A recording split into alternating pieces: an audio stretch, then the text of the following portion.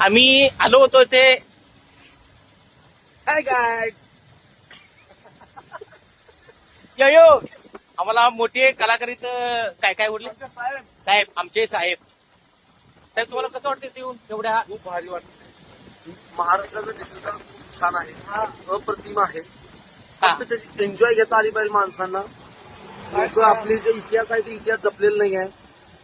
बरोबर. हा बोला अजून बोला. फक्त एंटरटेनमेंट त्याच्यानंतर नेटवर्किंग सॅटेलाइट ह्याच्या मागे लागले आहेत. त्यामुळे निसर्ग हा पूर्ण विसरून गेलेला आहे.